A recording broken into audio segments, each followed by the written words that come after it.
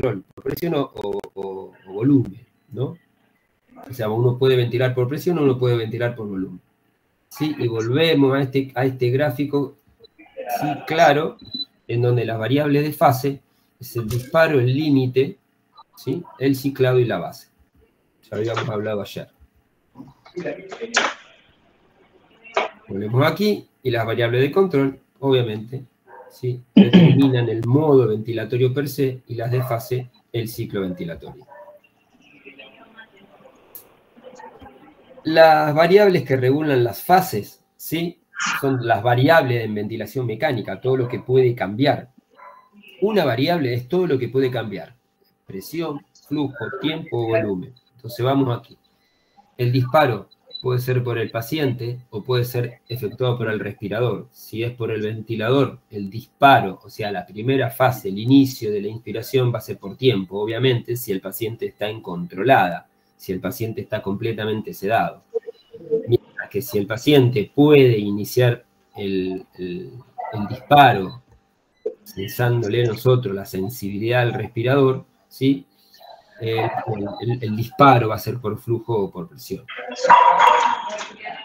Los límites o control, ¿sí? Obviamente va a ser lo que determine el modo ventilatorio. El límite va a ser el flujo del volumen o va a ser la presión que uno se tede, si ventila por presión o si ventila por volumen.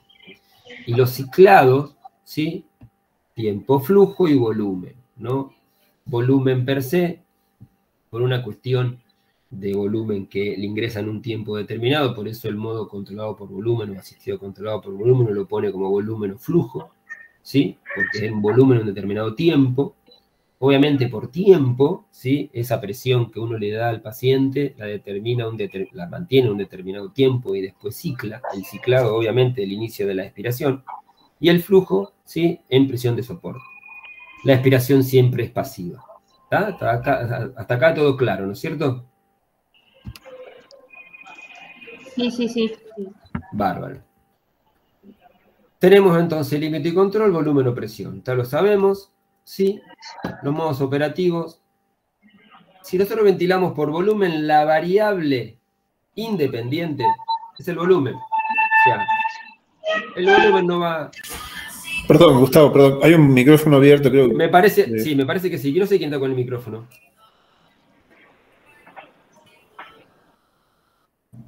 Ahí estamos. Ahí estamos más. Uno va, sí, lo escuchaba, pero seguía hablando y viste cuando entras en dinámica y cuando lo dijiste uno se percata, disculpen. El modo por volumen. Entonces, la variable independiente es el volumen. El volumen no se va a cambiar, lo que va a variar son las presiones de la vía aérea, y entonces lo que uno tiene que buscar información, ya sea en el valor o en las curvas, ¿sí? De presión o de flujo. Está claro, ¿no? Bueno, el flujo en volumen va a ser a elección de nosotros, no va a variar, ¿no? En este caso, pues volumen o flujo no varía, y en lo que varía es la presión. Lo que sí el flujo vamos a tener que determinar, la onda elegida, ¿se acuerdan que en el volumen yo podía elegir acelerada, desacelerada, sinusoidal o cuadrática? Obviamente el tiempo inspiratorio es programado, ¿sí? Obviamente, volumen en un tiempo determinado te da el flujo fijo. Por presión, al revés, lo que se controla es la presión, se llega en el tiempo que se llega, y ahí habíamos hablado del Rammstein, que es la onda de ascenso, ¿sí? O el tiempo de ascenso, a alcanzar esa presión que yo determino, 12, 14, 16, lo que sea, ¿sí? Y se mantiene un determinado tiempo, que es el tiempo inspiratorio, ¿sí? Que lo seteamos el operador. Aquí sí la presión es la variable dependiente, perdón, el volumen es la variable dependiente y el flujo. Entonces, cuando ventilemos por presión, vamos a ver el flujo, ¿sí? Porque el flujo nos va a determinar, ¿sí? Los cambios o las posibles asincronía. El volumen, obviamente, va a ser una variable también dependiente en función de todo el sistema. Aumenta la presión en el sistema, el volumen puede llegar a caer porque se alcanza la presión más rápidamente, ¿no? Entonces, uno tiene que ver en los controlados por presión todo lo que pasa con el flujo y todo lo que pasa con el volumen. Ahí hablábamos el otro día de presión pico, menor a 40, algunos pueden decir un poquito más conservadores y pensar entre 35 y 40, otros un poquito permitir también. Sí, sí, antes que siga, ¿está bien? Sí, no te preocupes.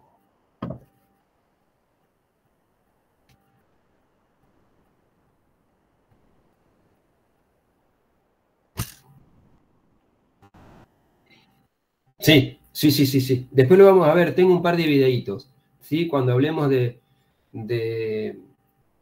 volumen, modos por presión, vamos a ver cómo el Rammstein, yo lo vi bajando y subiendo, y lo que cae es el flujo, porque el Rammstein es la velocidad con que alcanza la presión seteada. Yo te doy más tiempo o menos tiempo. El, el tiempo, exactamente. No, no, claro, lo que va a cambiar es el pico flujo. Eso es lo que va a cambiar, ¿no? Es lo mismo que cuente cuando estás en presión soporte, como le decía al paciente, respira más profundo, dale, respira más profundo y te aumenta el pico flujo. El tiempo no te va a cambiar, el tiempo inspiratorio, porque el tiempo inspiratorio es fijo. Lo que va a cambiar es la velocidad de ascenso, ¿sí? Y cuando los pacientes, obviamente que cuando vos le estás quitando mayor control a los pacientes, o sea, que cuando le quitas sedación y lo empezás a despertar, es donde empiezan las asincronías, ¿no? Entonces, uno pensaría, dale todo el Rammstein que pueda. Ojo, porque el Rammstein también, aunque se aumenta, se provoca un overshot en el tiempo, en el disparo, en el límite, y también es incómodo, exactamente, es incómodo. Esto pasa mucho en ventilación no invasiva a veces, cuando yo antes trabajaba también, ya ahora dejé de trabajar en ambulatorio, pero íbamos a setear a los pacientes, y a lo mejor 100 milisegundos más, 100 milisegundos menos de velocidad de ascenso, al paciente le daba mayor o menor confort. Y es algo que a veces uno lo deja y a lo mejor que te entre más rápido o más lento, te quiere decir o que te falta un poquito de aire o se lo da demasiado. Entonces la incomodidad. Entonces ese es el Rammstein. Pero el tiempo no se va a modificar porque el tiempo es fijo. No, por favor. Bien, ventilamos por volumen, las presiones son variables, obviamente. Ahí tenemos la presión meseta, entre 25 y 30, más 25 que 30. Hoy por hoy han bajado las presiones. Cuando salían los primeros trabajos, las presiones eran más cercanas a la meseta a 30, hoy trata de bajarse un poquito, la presión pico era 40-45, hoy es más bajo, ¿sí? El delta P cuando empezó era 16 y hoy estamos hablando entre 12-13 del delta P, o sea, con lo cual las presiones son realmente lo que sabemos que daña al pulmón. La ventilación por presión, la presión obviamente es constante, y los volúmenes, ¿sí? Obviamente siempre va a estar en función a la presión seteada y del sistema en su totalidad, porque hay agua en la tubuladura o el paciente tiene un broncoespasmo y obviamente que la presión se va a alcanzar antes y el volumen obviamente va a caer, ¿sí? Cada modo tiene su pro y su contra, obviamente. Bien, variable a tener en cuenta, entonces, ¿sí? Si estamos ventilando por volumen, obviamente la presión es algo que vamos a tener muy presente para ver tipos de asincronía y tipos de incomodidades o tratar de darle al paciente lo que necesita, y el flujo obviamente por la presión. El tiempo obviamente está vinculado a los dos y obviamente el volumen está vinculado a la presión, al volumen, a la ventilación controlada por presión, ¿no? Entonces ahí estamos determinando lo que son variables dependientes y variables independientes. Bien. Si está controlada, el paciente está completamente sedado, todo hace la máquina. Una vez que lo empezamos a traer al paciente y superficializarlo, no cambiamos de modo, ¿sí? Y hacemos que ese mismo modo ventilatorio le permita al paciente hacer el disparo. Por eso, ¿sí? Lo puede realizar el paciente. Si no lo realiza, obviamente, de un determinado tiempo, la máquina lo va a hacer, pero pasará controlado. Pero en definitiva, lo que le empezamos a permitir al paciente es despertarse, es que empiece a disparar. Por eso siempre la sensibilidad al disparo hay que programarla. Todos saben, o sea, la sensibilidad, aunque esté controlado un paciente, la tenemos que poner, ¿no? Ya cuando estamos en asistido, ¿sí? Ya le estamos, o en soporte, ya le estamos dando más intervención y más libertad al paciente, ¿sí? Y obviamente en espontánea hace todo el paciente, obviamente. En espontánea, con vía aérea artificial, obviamente o vía aérea fisiológica. En este caso, si estamos hablando de ventilación mecánica, cuando hablamos en espontánea, obviamente estamos en prueba de tubo en T, o en el paciente traqueotomizado, que lo tratamos de desvincular de la asistencia ventilatoria mecánica, ¿no? ¿Está claro con esto?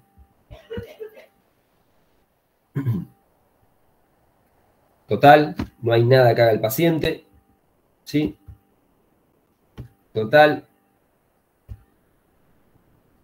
no hay nada que haga el paciente, ¿sí? Está por presión, fíjense, 18 de presión, 10 de PIB, ¿sí? 0,60 de FIO, 1 segundo de tiempo inspiratorio, ahí está el Rammstein.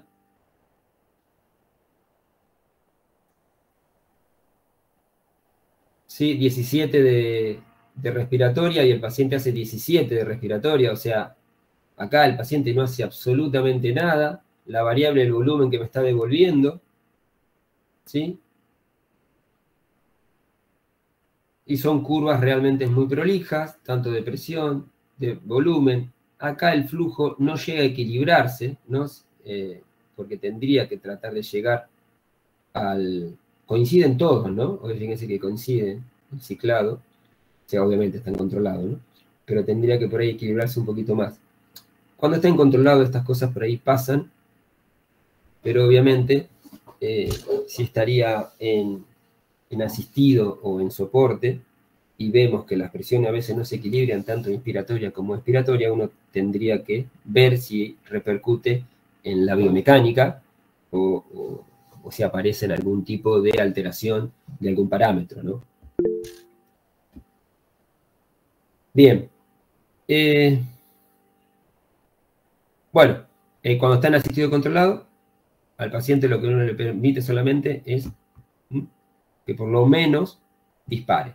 En la curva de presión-tiempo, obviamente vamos a ver una depresión por el esfuerzo muscular para hacer disparar el ventilador. El ventilador para eso tiene que estar seteado con un valor para que interprete, ¿sí?, que ese flujo o esa presión cae y el ventilador le va a dar, ahí está, ¿no?, le va a dar el volumen inspiratorio. O la presión, ¿no?, obviamente. Le da volumen, después lo controlamos por presión o por volumen per se.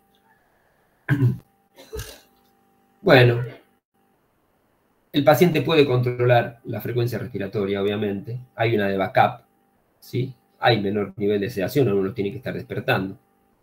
Empiezan las asincronías y fundamentalmente, ¿sí?, hay que empezar a programar con muchísima sutileza el disparo o el trigger, ¿no?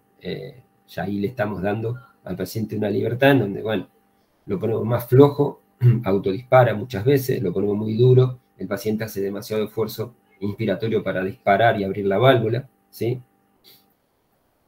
Tiempo inspiratorio inadecuado, eso después lo vamos a ver en algún tipo de asincronía, ¿no? El paciente ahí asistió en todas, ¿no? Asistió en todas. ¿Alguna pregunta? Sí, me queda una duda básica. Sí.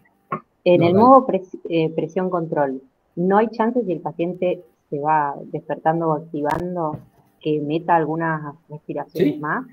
Sí. Y ahí pasa a asistido controlado. O sea, porque la única diferencia es eso. La única diferencia, a veces, muchas veces, la sedación se termina o tienen que ir cambiando y el paciente se despertó. O, a ver, yo no sé ustedes, pero en el hospital donde yo trabajo, el nivel de adicción es terriblemente alto, con lo cual sedar a un paciente a veces es muy complejo. Y los pacientes los tocás y se empiezan a despertar y empiezan en asistido controlado. Y uno dice, bueno, hay que controlarlo, por su patología, porque tiene un trauma de cráneo en las primeras horas, entonces uno tiene que dejar que el paciente esté completamente sedado. Pero si el paciente se despierta y empieza a disparar, automáticamente es asistido controlado. O sea, para mí, controlado y asistido controlado, en las características ventilatorias, es lo mismo. Es lo mismo. Lo único que le permitía al paciente es que si se despierta, dispare. Por eso la sensibilidad siempre tiene que estar programada. Y siempre tiene que estar programada de la mejor manera. Lo que pasa es que a veces si no se despierta el paciente, ¿vos cómo sabes cuál es la sensibilidad más adecuada para ese paciente? ¿Me explico? Sí, perfecto. Después lo ves y ahí va. Che, alguno es más flujo, otro más presión, ¿sí? La sensibilidad. Ayer uno de ustedes me dijo muy espontáneamente, no conozco ese ventilador. Claro, la mayoría de ustedes son demasiado jóvenes. Yo después lo voy a mostrar con los ventiladores que nosotros empezamos a trabajar. Y la verdad que yo cuando hablaba de sensibilidad y en realidad cuando me enseñaban y yo escuchaba a la gente hablar de sensibilidad, decía, no es lo mismo un Sullivan que tiene una válvula inspiratoria de circonio a un Neumoven que tiene una de plástico. Y por sí eso también hace un gasto energético extra al paciente. Me explico lo que digo, ¿no? No es lo mismo vencer y abrir una válvula de un ventilador de mejor calidad a otros de menor calidad. De igual manera, los pacientes han sido ventilados con uno y otros ventiladores, y ustedes no sé si llegaron a conocer los de primera o segunda generación, con lo cual eran bastante mucho más complejos porque no teníamos todo el seteo expiratorio que hoy se tiene, porque hoy hay una gran diferencia. Ventilar siempre le va a mandar el aire. El tema es lo que vos podés obtener de ese paciente que puede monitorizar el ventilador. Eso es el gran avance de la ventilación mecánica. ¿Me explico? Sí. Gustavo, Sí. Quería hacer una pregunta. Sí. Cuando usted dice asistido controlado, ¿es controlado por volumen o controlado por presión? Sí. Barra, a diferencia, soporte. Soporte asistido, exactamente. O sea, soporte es asistido.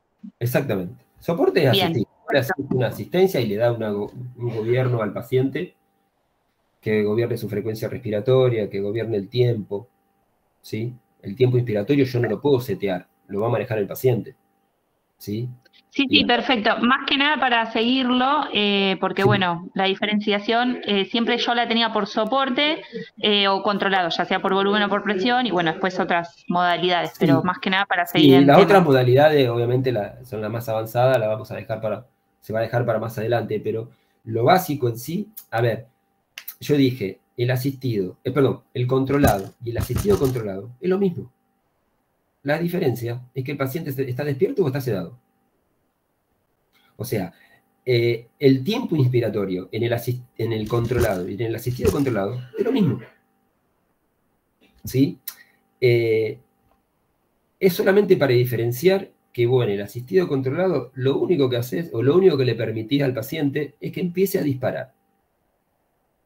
¿Sí? Nosotros, a ver, esto es una metodología y una estrategia que la podemos compartir o no sé sus unidades, si la hacen. Nosotros pasamos de controlado. A ver, los pacientes que nosotros tenemos, y esto tiene que ver un poco contextualizado en los pacientes que uno tiene, pero el 99% de los pacientes que entran a terapia intensiva tienen que estar en modo controlado. ¿Por qué? Porque es neurotrauma, fundamentalmente, en nuestro hospital, ¿no? Entonces el paciente lo tiene que tener sedado completamente. Y de controlado no lo pasamos a soporte. Lo empezamos a despertar en ese mismo modo, le damos un asistido controlado, que el paciente empieza a asistir él. ¿Sí? No que lo controlamos todos nosotros. Lo empezamos a despertar. Y en el mismo modo queda, y el paciente va a empezar a disparar. Esa es la única diferencia entre controlado y asistido controlado. La única. Después lo demás todo lo mismo. El asistido, perfecto, sería que es un seteo que uno pone como base para ver si gatilla el paciente y ya lo que haga él sería asistido. Exactamente. Perfecto. ¿No? Y en cambio el soporte, vos ya al paciente le entregás muchas más cosas. O el paciente en el soporte le decís, bueno, dale, mete la frecuencia que quiera. En el otro también, porque vos le pones el backup nada más, y si él se empieza a despertar en el asistido controlado y vos le pusiste 16, y el paciente hace 20, hace 20. Menos de 16 no va a ser. En el soporte, vos le das al paciente, che, hace la que quieras. ¿Sí? Hace la que quiera, vos le haces un tiempo de apnea, obviamente, pero le haces la que vos quieras. Y el tiempo va a ser variable porque va a depender del pico flujo, como el ciclado en el soporte es por flujo, va a depender del pico flujo que alcance. Entonces también va a variar el volumen, bueno, el volumen siempre varía en presión, ¿no? Pero en soporte obviamente va a tener otras variables que se van a modificar por el accionar del paciente, ¿sí? Bien. ¿Está bien? ¿Sigo? Sí, muchas gracias. No, por favor. Limitado por presión, obviamente, o controlado por presión. La frecuencia respiratoria, tiempo con respecto al tiempo inspiratorio con respecto al respiratorio de cada ciclo, bueno, flujo y por tanto el volumen y el volumen minuto depende del paciente, un poco lo que dijimos, ¿no? La frecuencia respiratoria la va a manejar él, el tiempo lo va a manejar él, el ciclado, más allá de que uno le ponga un valor de porcentaje del flujo, va a depender del flujo, del pico flujo. Entonces, si el paciente hace un pico flujo mayor, obviamente va hasta que alcance ese 25% de ese pico flujo, va a ser diferente si hace un pico flujo menor. Entonces, siempre va a ser variable y va a depender del esfuerzo muscular que haga el paciente en la inspiración, obviamente. ¿Está? Yo debo tener acá una curvita, fíjense, ¿no? Entonces, la presión de soporte es esto, ¿sí? El paciente va a disparar, va a estar limitada va a estar limitada por la presión y va a determinar un ciclado. En este primer momento, ¿sí? Cuando alcance el flujo, el porcentaje inicial de este pico flujo va a ciclar. Ahora, si yo aumento el pico flujo, el porcentaje va a caer igualmente al 25%, por ejemplo, 30, o el porcentaje que yo le ponga, y va a ciclar.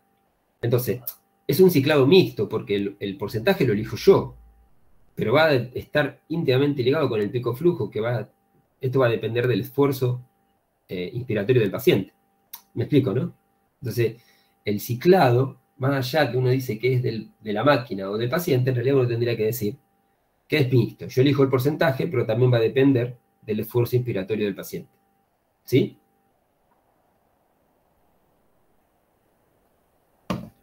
Acá después ustedes van a decir a qué paciente se lo dejo en 25. No sé si acá viene. Sí.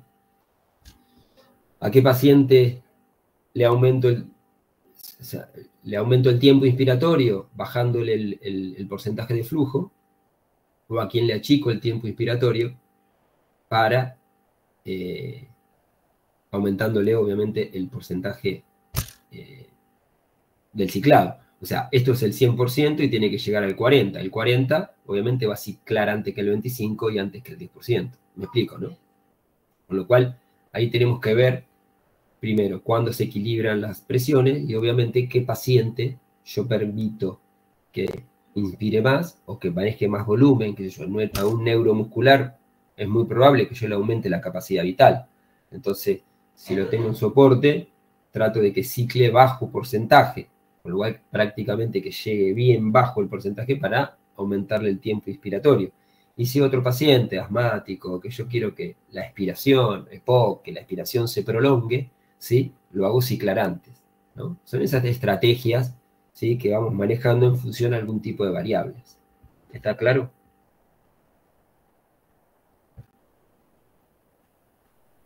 Sí, sí, porque por lo general uno cuando lo pone en soporte por ahí tenés esa duda de ¿podré manejarle el TI de alguna manera? Entonces como Sí. que obviamente, bueno, después uno más allá de la teoría y demás lo vas viendo en el paciente, pero sí, esto siempre está Sí. importante. La sensibilidad expiratoria. Muchos ventiladores la llaman la sensibilidad expiratoria. Es tan importante como la sensibilidad inspiratoria en presión de soporte. Hay que manejarla. ¿Sí? Hay que manejarla. Acá están viendo un videíto que me parece que le estamos diciendo al paciente que inspire más profundo, que inspire lo que empezó con poco volumen, me parece. A ver si vamos a empezar de nuevo. El paciente venía ventilando ahí. Fíjense el volumen que maneja. Y de repente le vamos a empezar a decir, inspira más profundo, hace más fuerza, y ya están metiendo más volumen. ¿Sí? Dale. Entonces, todo va a depender del esfuerzo inicial del paciente. Los volúmenes van cambiando, fíjense. ¿No?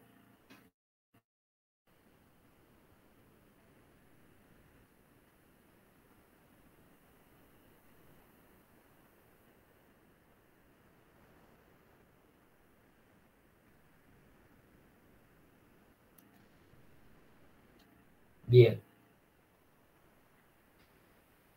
Obviamente que disminuye el trabajo respiratorio, bueno, modifica las características del trabajo, mejora la sincronía paciente-ventilador, si podemos detectar algunas interferencias y la podemos corregir, obviamente que las mejora, ¿sí?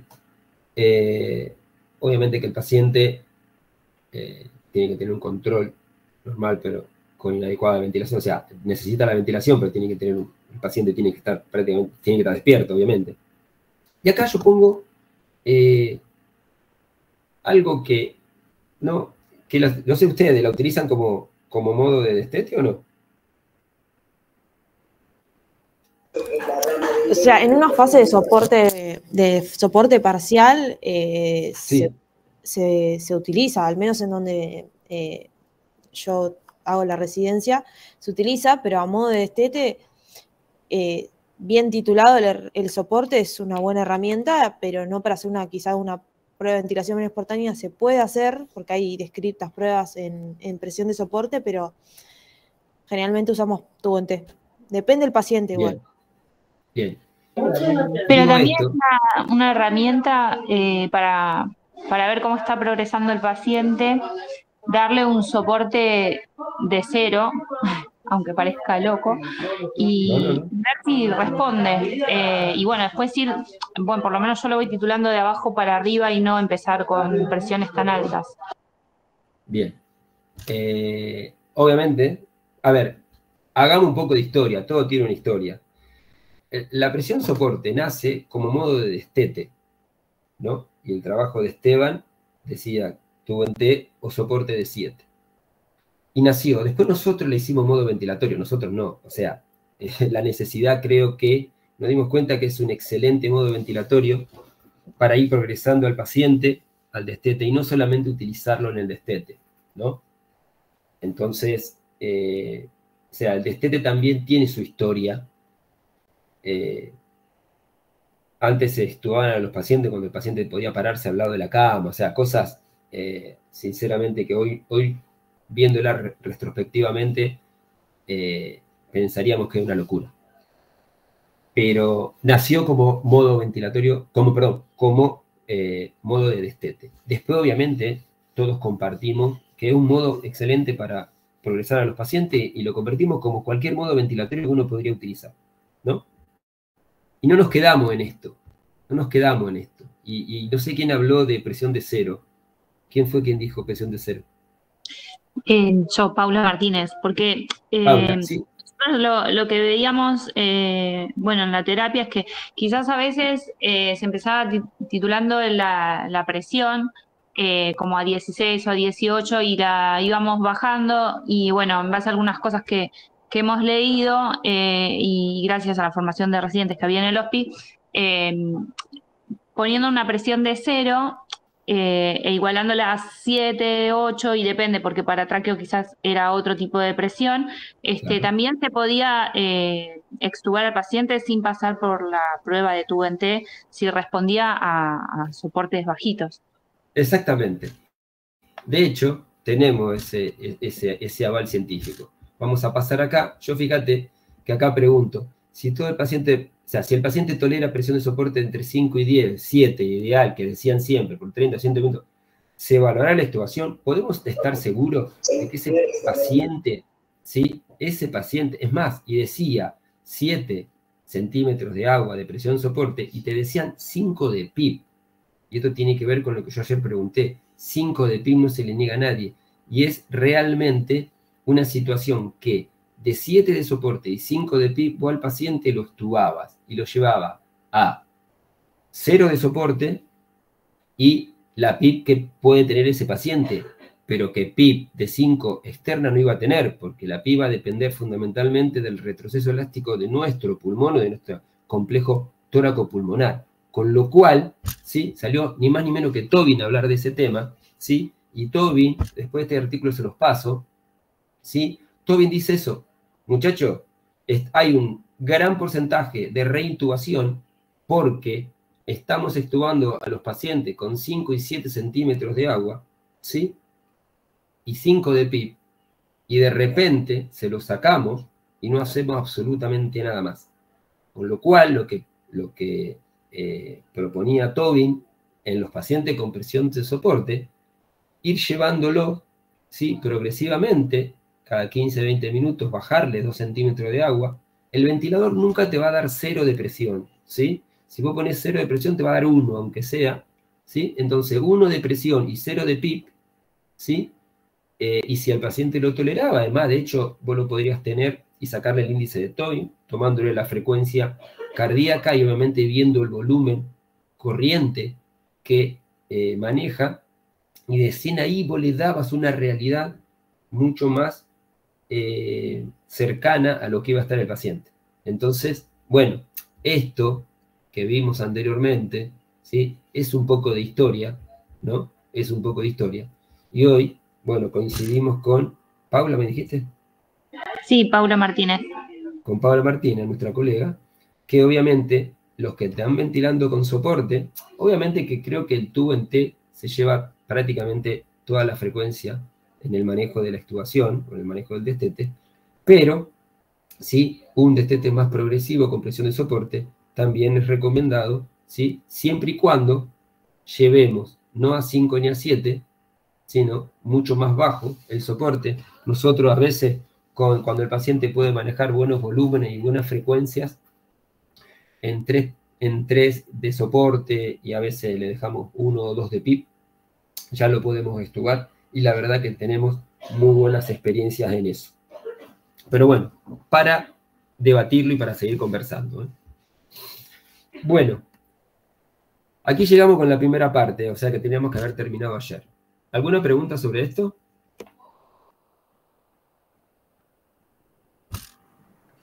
No. Una consulta. Sí. En cuanto a la forma en la que titulan ustedes el soporte, ¿qué herramientas de medición usan? Actualmente la P01 es como la que está más en auge, pero también, bueno, últimamente se están usando la POC, la PMI. ¿Cuál recomendarías? No, a ver. Para elegir la presión de soporte cuando el paciente decidimos pasarlo a soporte, ¿sí? No tomamos, te tengo que ser sincero, no tomamos ninguna medida específica. Ahora, porque lo vemos clínicamente, si avanza y es una decisión entre nosotros y los clínicos, ¿no? Los médicos terapistas. Ahora, una vez que está en soporte, sí, la P01 la tomamos y la PIMAP fundamentalmente se la tomamos. Son esos 2 parámetros que nosotros tomamos, ¿sí? Para ver si puede tolerar la presión de soporte. Pero en el paso de asistido controlado, que el paciente ya se está empezando a despertar, o de controlado, ¿no? Asistido controlado porque se despierta, pero el modo es controlado, a la presión de soporte que lo pasamos, ¿sí? Vemos fundamentalmente la estabilidad clínica del paciente, ¿sí? Y que maneje buena frecuencia, frecuencias hasta 20, 22, y que maneje volúmenes, o un volumen minuto que me mantenga en estado ácido base dentro de valores normales.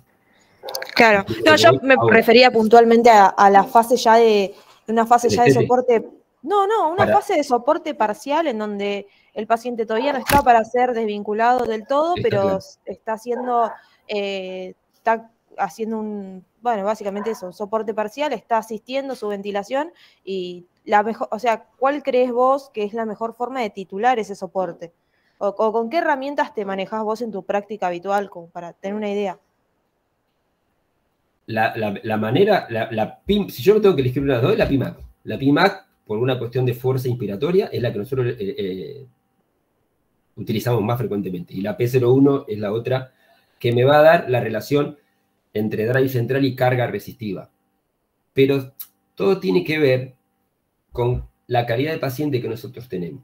Porque si vos me decís, nosotros no tenemos paciente con mucha carga elástica, ¿sí? Nosotros no tenemos paciente POC, no tenemos pacientes que se distresan demasiado. ¿Me explico a lo que voy? No tenemos pacientes pulmonares secuelados, con lo cual, lo que yo tengo que medir ahí, no es, porque yo sé que cuando el paciente se empiece a recuperar, no va a tener que vencer tanta carga, ¿sí? Nuestros pacientes son jóvenes, todos, con lo cual, lo cardiopulmonar es previamente sano. Con lo cual no es una práctica, la P01 nosotros las medimos y están todas generalmente en valores normales. Entonces la medición sí que nos va a dar mayor información es la P-Max, porque sí también nosotros tenemos mucho de polineuropatía, tenemos de debilidad adquirida en UTI, porque obviamente nosotros utilizamos un grado de sedación, de drogas, para poder sedar a pacientes, que obviamente quedan muy cuadriparéticos, ¿no? Muy con una debilidad adquirida en UTI. Con lo cual, la debilidad es lo que a nosotros nos va gobernando, y no la relación drive central con la carga a vencer. ¿Me explico? Sí, perfecto, entendí. Entonces, la PIMAX, perdón. Sí. La PIMAX la usás como criterio para decidir si lo desvinculás o no. Y como proceso. Ok.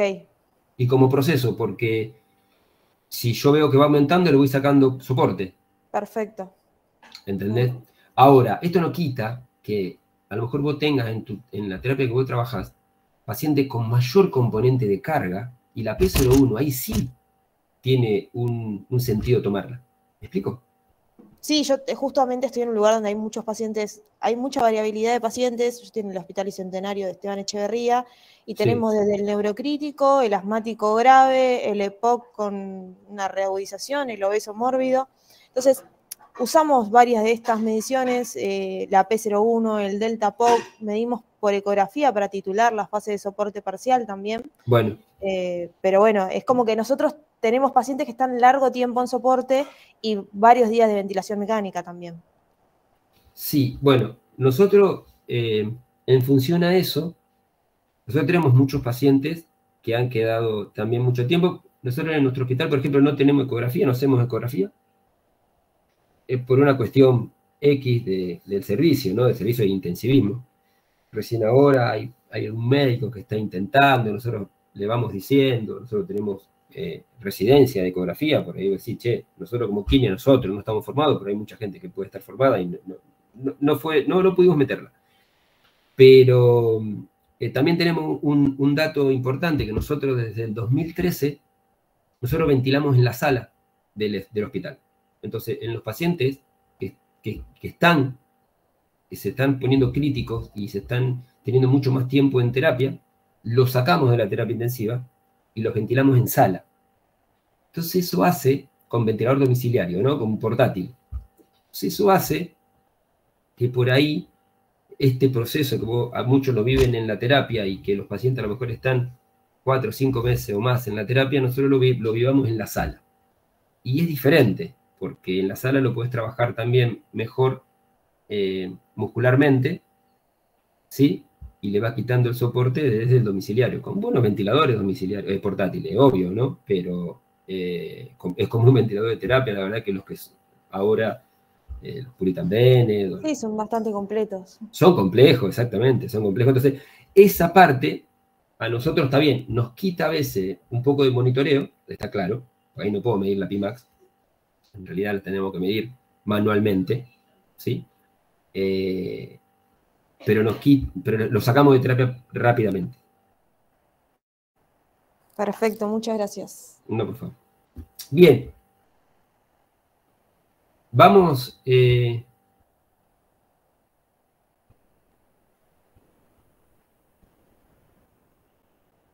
vamos con esto.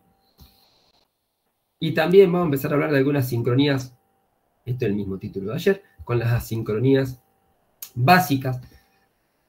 Recuerdan que nosotros decíamos, bueno, lo importante es que nosotros podemos identificar la programación del ventilador, la podamos interpretar, podemos ver qué pasa ahí, si hay algún tipo de alteraciones, y vemos si nosotros la podemos resolver o no la podemos resolver. ¿No es así?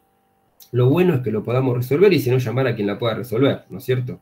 Ahora, mejor aún, siempre, como uno siempre dice, tratar de detectarla. Y cualquiera la puede detectar. ¿Está? Porque en realidad todos los que trabajan en terapia intensiva tendrían que detectar algunas alteraciones, ¿no? Después avisar a quien sea, no hay ningún tipo de problema en eso. Y quien lo pueda resolver, lo tiene que resolver. A veces yo no puedo, a veces lo resuelve el médico, a veces lo resuelve, ¿sí?, el kine, lo que sea. Obviamente que cuando hablamos de asincronía, la solución no es la medicación, obviamente. Hay asincronías,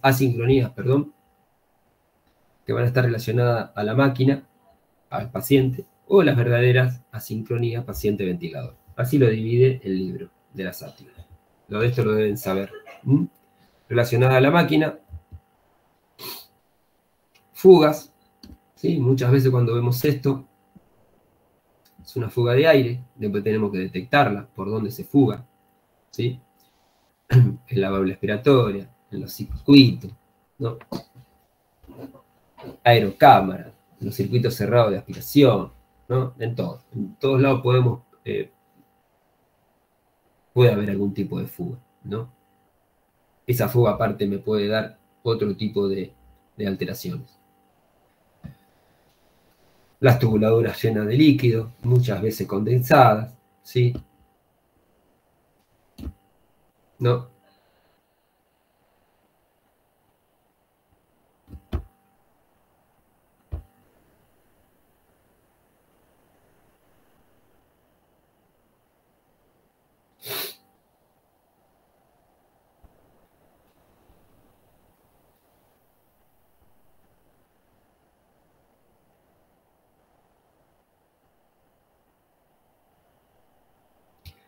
Los que están trabajando mucho en terapia intensiva, ¿cómo andan con estos temas? ¿Meten manos, se dan cuenta? Hay servicios permeables. Esto también tiene que ver con el servicio, ¿no? Hay servicios más permeables, hay servicios menos permeables, por lo menos aquí en Rosario. Creo que en Capital Federal ya está mucho más aceitado el rol y el funcionamiento. No sé qué opinan. Me gustaría conocer alguna de sus experiencias o de su forma de trabajar. En particular, en donde estoy yo, nosotros metemos bastante mano para todo lo que tenga que ver con el paciente ventilado, y después el tema de las asincronías creo que nos machacan bastante desde el servicio, de que hay que buscar la mejor forma de resolverlas. Bien, eso es una buena noticia. Nosotros hemos tenido hemos tenido buenos jefes de terapia, en donde han sido trabajos interdisciplinarios muy productivos, sobre todo en la primera etapa de este siglo, diríamos, ¿no? Después hay algunas generaciones que sucedieron a los grandes jefes que por ahí a veces no siguen la misma línea, pero bueno, siempre estamos para tratar de mejorar la ventilación de los pacientes, pero está bueno tener siempre una jefatura permeable en esto, ¿no? ¿Alguien más quiere decir algo? ¿Su experiencia personal? Sí, a nosotros también en el hospital, primero que nos piden muchas veces que nosotros manejemos el respirador, porque las guardias van cambiando y por ahí los kinesiólogos siempre somos los mismos, entonces claro, por ahí conocemos más al paciente y eso es una ventaja que, bueno, que ayuda mucho al manejo del respirador. Tenés médicos y médicos, ¿no? Como todo. Sí. pero sí, lo mismo desde nuestro servicio, como decía Evelyn, tenemos como eso de nosotros tendríamos que manejar el tema de las asincronías, de manejar el paciente, el respirador, siempre consensuado con el médico, pero sí, súper, somos un pilar fundamental para la terapia. En mi caso la infantil y mis compañeros que están en adultos, hacen adultos, que les pasa lo mismo, que andan por ahí, así que sí. Eso es fantástico, la verdad que está bien, me alegro y espero que les dure, ¿no? Espero que les dure. Sí.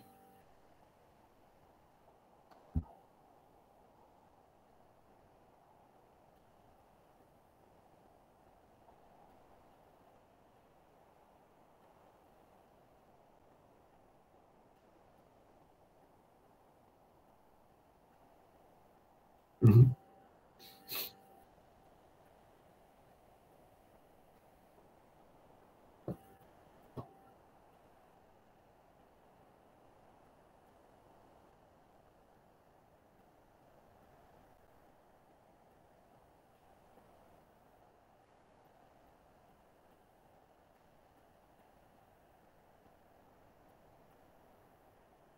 Sí.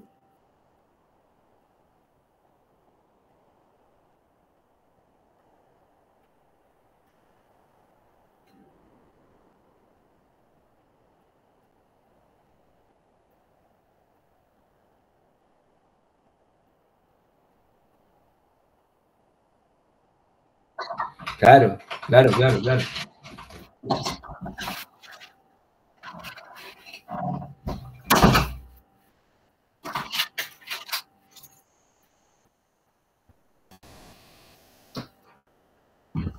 Sí.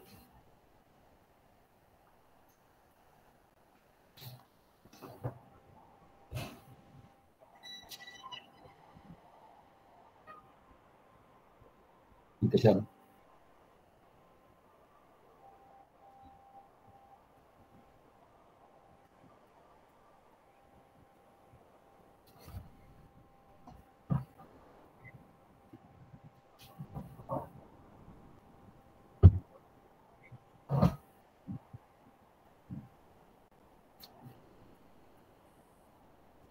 Sí, bueno, me alegra porque en realidad todo ha cambiado y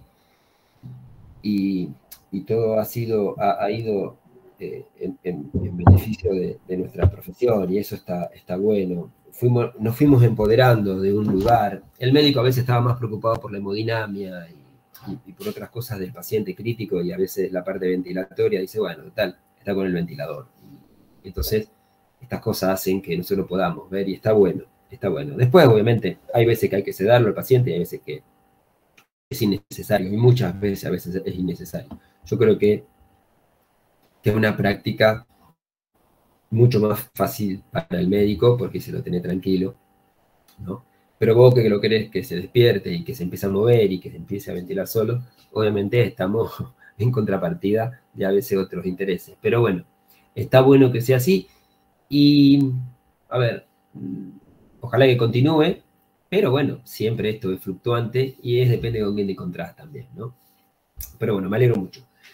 Bueno, seguimos, así vamos terminando. Con relación al paciente, obviamente el paciente por sí solo va también a ofrecer algún tipo de asincronías propias o causadas por el mismo paciente. O sea, si tiene un tubo ocluido, que en realidad hablamos de paciente tubo ocluido, es porque no hay una atención adecuada, pero te quiero decir algo que esté pasando con el paciente tiene una neumotora, a veces el paciente hemodinámicamente, metabólicamente, farmacológicamente, tiene dolor o tiene algún factor, alguna causa tiene, entonces hay veces que lo que está diciendo es, che, mirá que algo está pasando en el paciente, obviamente, o en el sistema de tubuladura o lo que sea, o de tubo o de tráquea. Bien, si nosotros vemos curvas así, uno podría decir, che, hay un aumento. ¿Se acuerdan cuando decíamos que se separaba la pico de la plató? ¿Qué pasaba cuando se separaba la pico de la plató? Que tengo que ir a buscar. ¿No? Dice, bueno, che, se separó la pico, diríamos, ¿no? Un aumento en el componente resistivo. hay un aumento del componente resistivo. Después tengo que ir a ver cuál es el aumento, si tiene broncoespasmo o si tiene secreciones. ¿Me explico? Pero si la curva me está diciendo, che, se aumentó o la alteración está en el componente resistivo del flujo, yo tengo que ver qué pasa ahí. ¿Me explico lo que voy? Yo ahí, la Platón no me interesa, yo tengo que ir a buscar qué pasa ahí, ¿no? O si yo veo una curva expiratoria, un flujo expiratorio ahí alterado, bueno, ¿qué pasó acá? Acá hay una resistencia al flujo expiratorio, bueno, ¿qué pasó? Voy a ir a buscar, puede ser que el paciente tenga secreciones, puede ser que la tubuladura. ¿Me explico lo que voy? Entonces, la curva no es más ni menos que lo que está reflejando es de lo que está pasando en el sistema. ¿Está? Muy bien.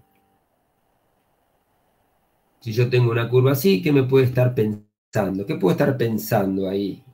En inspiración como en expiración. O agua en la tubuladura o secreciones.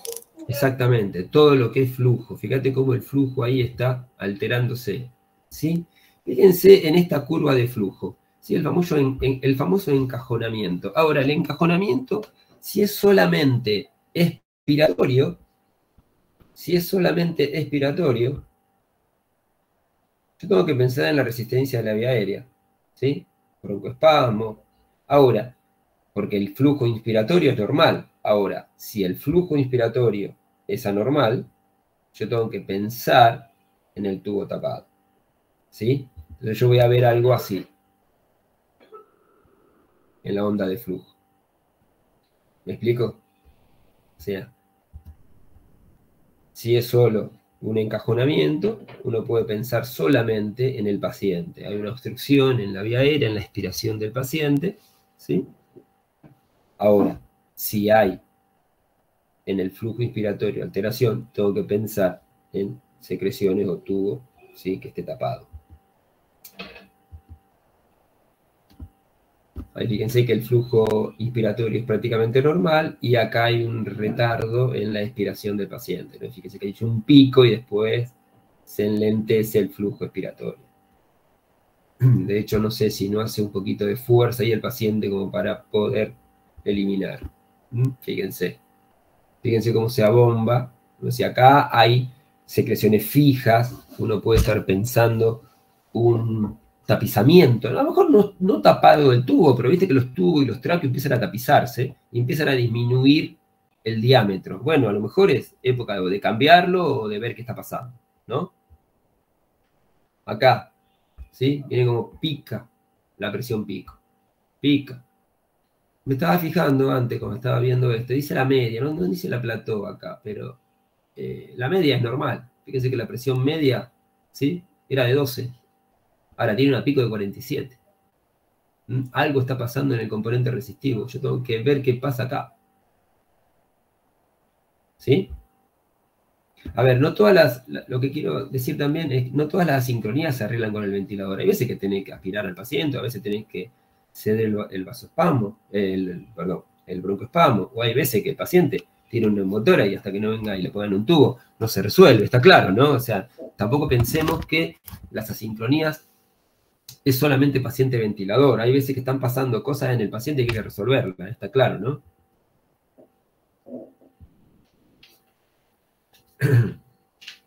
Bueno, aumento de la resistencia de la vía aérea. Poco más de lo que venimos diciendo. Atrapamiento. Cuando fíjense en la onda de volumen no llega a 0. No es lo mismo que cuando había fuga, que llegaba a 0, pero con un descenso brusco, ¿sí? Con un corte. Acá uno empieza a ver algo de atrapamiento, algo de hiperinsuflación dinámica, ¿sí? Donde hace este esfuerzo para tratar de terminar la expiración. Entonces tenemos que ver qué está pasando ahí con el flujo expiratorio. ¿Me explico? Y las propiamente dichas asincronías paciente-ventilador tienen que ver, ¿sí? Con la acción muscular del paciente. Ya cuando nosotros empezamos a interactuar más y a darle al paciente mayores libertades al paciente para que pueda gobernar el modo ventilatorio, ¿sí? Empiezan a aparecer asincronías paciente-ventilador, porque el paciente necesita una cosa que a lo mejor nosotros como operadores no se la estamos dando, ¿sí?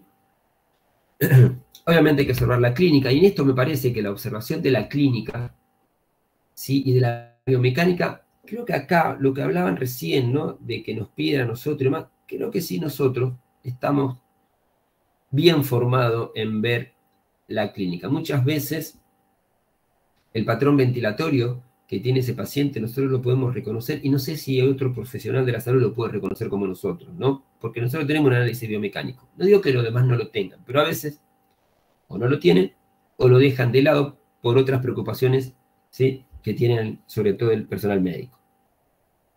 Bien, observamos las variables presión, flujo, volumen en todo el ciclo ventilatorio, ¿sí? En todo el ciclo ventilatorio pueden aparecer asincronías. Primero tenemos que observar si todas las curvas coinciden, ¿sí? Flujo, volumen, presión, ¿sí? Y después vamos a ver la curva de presión o volumen o de flujo, depende del modo ventilatorio en que esté, ¿sí? Si pueden darnos información de lo que está pasando. Hablaste de la P01, bueno, la P01 es algo importante, ya dijimos, ¿sí? Lo que representaba la P01, ustedes ya la saben, ¿sí? Y tiene que ver también con esto, ¿no? Que nosotros decimos el ritmo neural, ¿no? El ritmo neural o el ritmo mecánico, ¿sí? Entonces vos decís, a veces uno tiene que, y eso tiene que ver con el tiempo inspiratorio, ¿no? El tiempo inspiratorio que yo setee en el ventilador tiene que ser lo más cercano al tiempo neural de ese paciente, nosotros, o al tiempo inspiratorio neural de ese paciente. Nosotros estamos dándole al paciente, es decir, un segundo de tiempo inspiratorio. Y vos no sabés si es un segundo. Si es un segundo 10, si es 0,90, 0,80 o lo que sea. ¿Me explico? Porque el paciente ahora lo empezamos a tener cada vez más despierto y le tenemos que saciar esa necesidad de... Entonces, muchas veces, fíjense, muchas veces el tiempo neural es más corto que el tiempo mecánico, ¿sí? Entonces el tiempo mecánico sigue porque es más largo, el tiempo neural es más corto. Entonces, el paciente va a querer hacer esfuerzo y el ventilador no lo va a dejar. Entonces, vamos a ver curvas, ¿sí? En donde el paciente va a aumentar, va a querer expirar y el tiempo mecánico va a seguir inspirando y él va a querer expirar. Y si al revés, cuando el tiempo neural es más largo que el tiempo mecánico va a cortar, va a decir, bueno, ahora ciclo, y el paciente va a seguir inspirando. Y inspira y hace un doble ciclado, o un doble disparo en realidad, ¿no es cierto? En esto. ¿Me explico? Clarísimo. ¿Suelen ver esas cosas? Sí, sobre todo en la fase cuando se empieza a destetar al paciente de la sedación, empiezan con estas asincronías. Mirá, cuando vos al paciente le empezás a dar gobierno de su propia ventilación, es donde vos empezás a ver todo este tipo de cosas, y está bien que aparezcan, hay que después darle solución, porque si no puede ser deleteria y esto pueden prolongar el fracaso o los destetes progresivos, ¿no es cierto? Acá está, ¿no? El tiempo neural es más largo que el tiempo mecánico, doble ciclado, ¿sí? El tiempo neural es más corto que el tiempo mecánico, el paciente va a querer expirar y la máquina no te va a dejar. Esto es así de simple, te va a pegar, va a aparecer así, ¿no? Así. Este es un Sabina, un ventilador, ¿lo conocen? Un Drager Sabina. ¿No lo conocen? No, este no lo tengo. No lo tiene. Este es un ventilador que estaba bueno en sus momentos. Obviamente después quedó viejo, ¿no? Pero vos no tenía un modo ventilatorio en donde vos controlabas las dos, controlabas presión y volumen al mismo tiempo.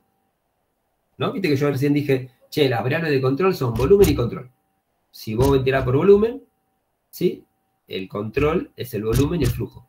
Y si ventilás por presión, el control es la presión. Bueno, este Drager Sabina, tenía las dos formas. Vos le dabas un volumen, pero les controlaba una presión. Yo decía, de esta presión no quiero que pase.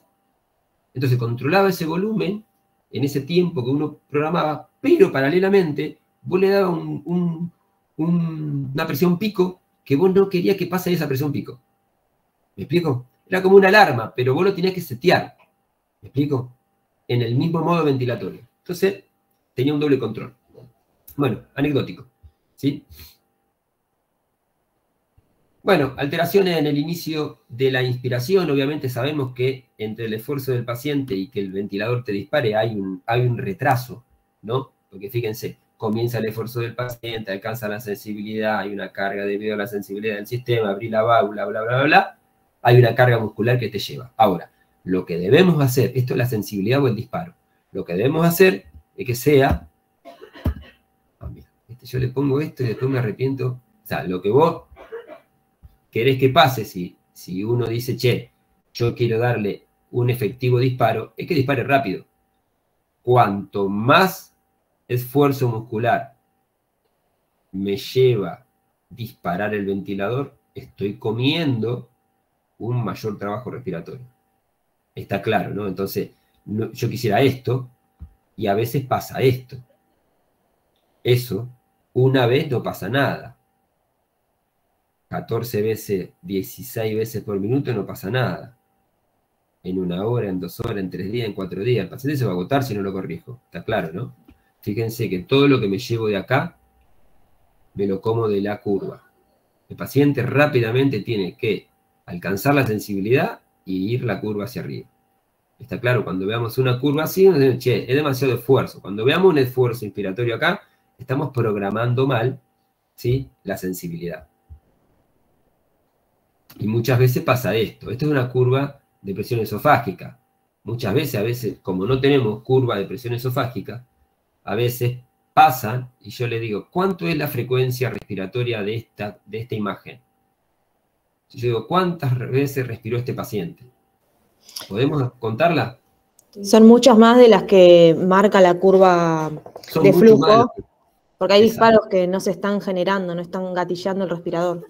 Exactamente. Con lo cual, ¿sí?, ahí yo tengo que ver qué está pasando, ¿sí?, si es mal programado la sensibilidad, o si hay una carga, si hay un efecto de autopip, si hay un montón de otras cosas que yo pueda solucionar. Pero acá, sin lugar a duda, el paciente, ¿sí?, trata de ventilar y obviamente no se está disparando.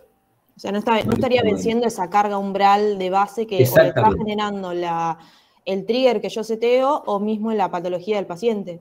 Exacto, o la P01. Ahí sí juega un rol importante la P01. Che, es demasiado carga. ¿Me explico? Entonces tengo que ir viendo qué pasa. Tendría que aumentar la PIP, tendría que... ¿Me explico lo que voy? Tendría que dejar... Está muy cerca ventilando al punto de inflexión inferior. ¿No tendría que subirlo un poquito más? ¿Me explico, no? Sí, sí, perfecto.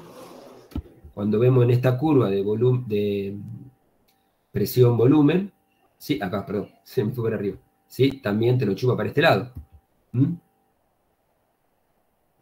Entonces son cosas que tenemos que tomar en cuenta.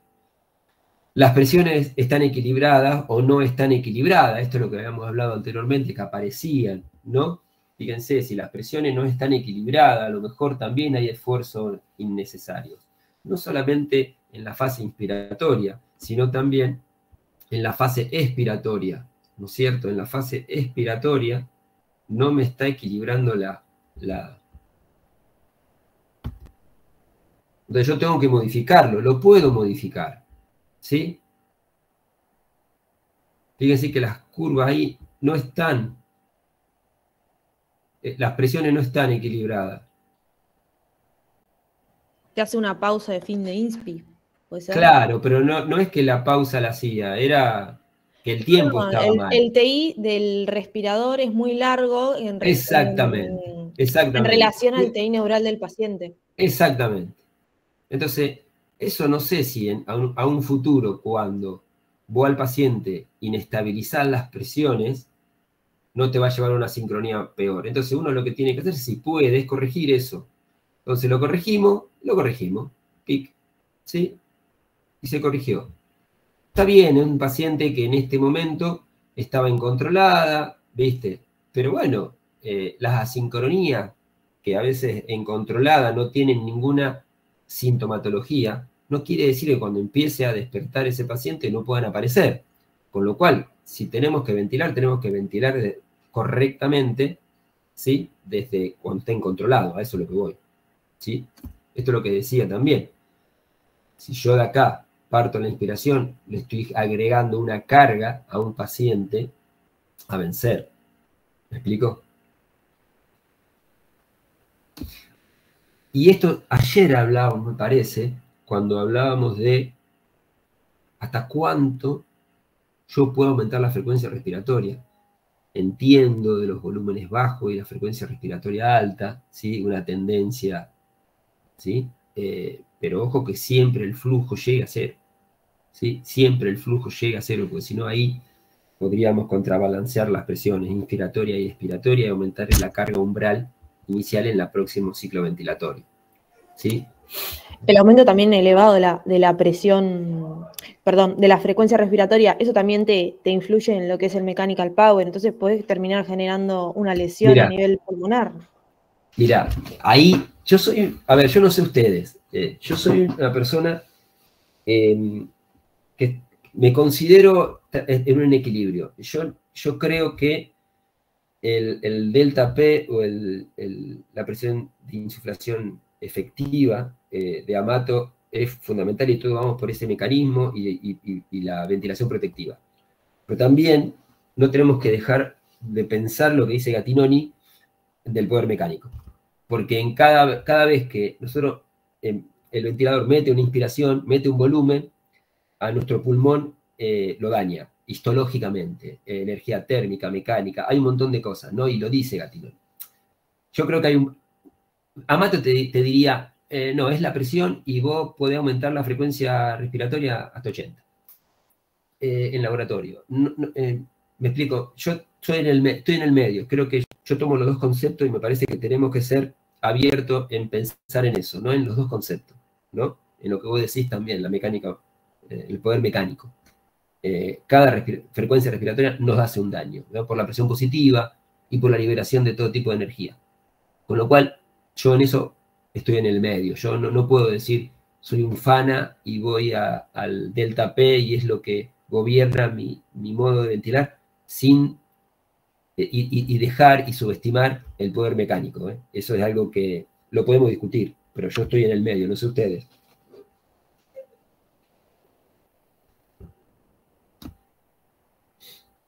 ¿Continuamos?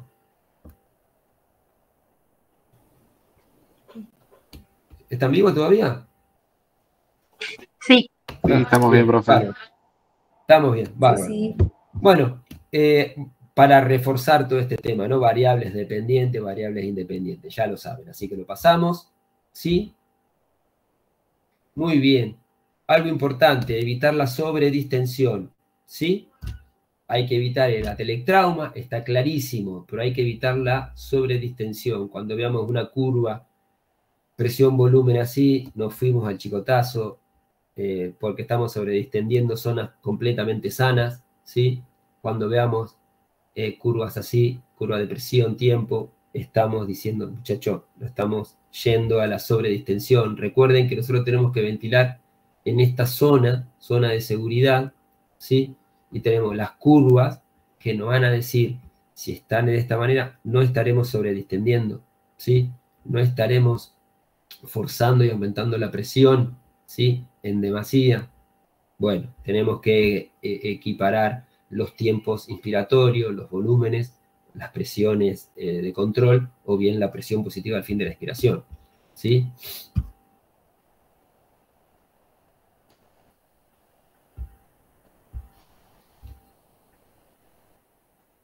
Ya te decía, presión máxima, presión máxima.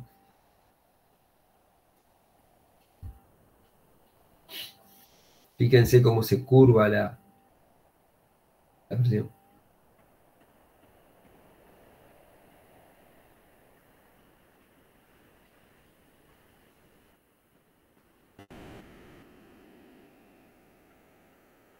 Y miren la compliant.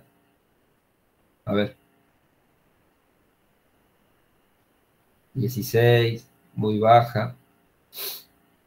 Recuerden, la compliant, nuestros pulmones son muy complacientes, pero cuando exceden los volúmenes, ¿sí? Sobredistendemos y la compliant cae. ¿Sí? Sí, perfecto. Bien, yo dije, para evitar la distensibilidad y la sobredistensión en realidad. La sobredistensión, ¿sí? Uno tiene que manejar todas las variables, o el volumen o el tiempo, o la presión control, o la PIB. La PIB, ¿sí? Uno sabe que actúa más sobre acá. Probablemente hay una relación, también te para la curva, ¿sí? Y si achicamos el tiempo y combinamos algunas variables, uno puede dar una curva un poco más segura. Lo que tiene que buscar es esto, ¿no? Sacarle el pico del pájaro, ¿no? Que nos decía me sale Amato. Arata, ¿no? ¿Lo conocieron a Arata? ¿Lo escucharon hablar?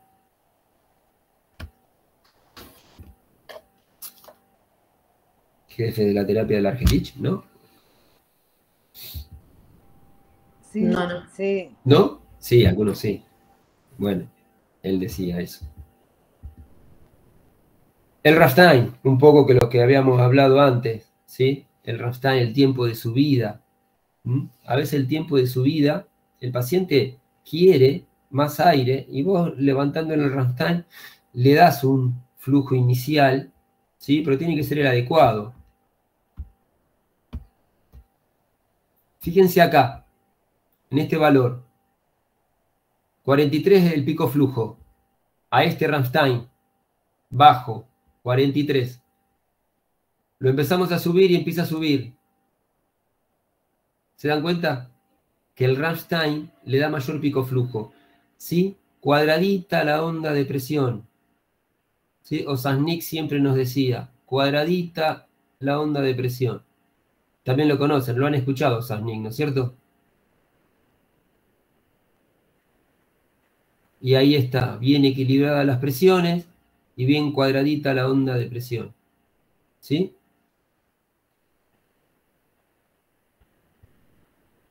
Obviamente, no irme demasiado porque hacemos el overshot, ¿sí? En el Rammstein. Cuando el Rammstein está demasiado alto, a veces también le pega, ¿sí? Y hace un rebote.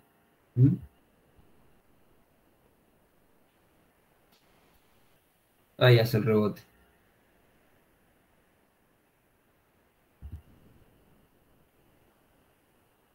Bueno. Terminación temprana, esta me quedó aquí, no sé por qué, bueno, un poco de lo demás. Comienzo de la sobredistensión, hay que evitarlo, ¿sí? Hay que evitarlo. Hay que buscar curvas más verticales. Hay que evitar esto. Hay que evitar esto.